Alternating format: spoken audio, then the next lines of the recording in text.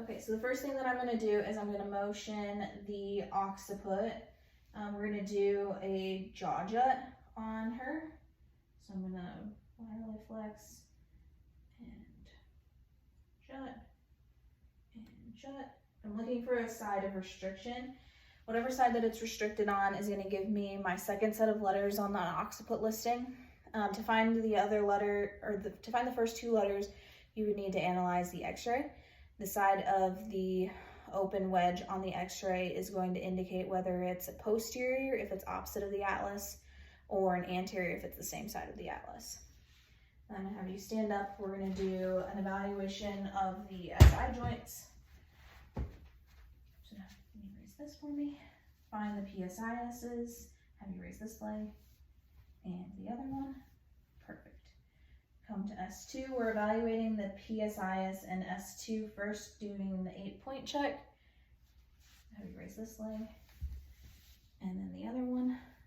Looking for them to move evenly. And then we're going to do the other side, this leg for me, and this one. Perfect. We're looking for the ilium to rotate posterior and inferior from the sacrum, and then come down to the PIS and S4. Go ahead and raise this leg for me, and this one. Perfect. And the other side, this one, sorry, this side, and this side. Perfect. So we're looking, like I said, for that ilium to rotate posterior and inferior on the sacrum. If it doesn't, when she raises the same side leg as I'm feeling, that's going to indicate an ilium listing. If it doesn't, when she raises the opposite side leg, that's going to indicate a sacral listing.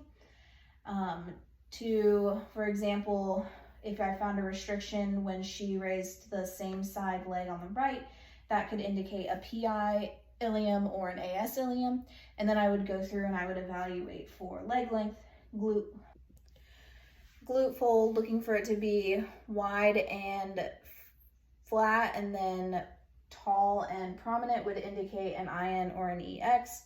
And then you can also look for gait and see if when they walk, their toe points in, which would indicate an EX, or out, which would indicate an IN. And then last, I'm going to analyze the knee. So I can just do basic palpation of the knee to see if there's any edema or swelling, and then I can run through the ranges of motion of the knee. So I'll have you fully kick your leg out and then bring it all the way back. Perfect. And then point your toe in and out, and then bring your toes up to the sky and down to the floor. Perfect. Any changes in that range of motion could indicate a subluxation of the knee.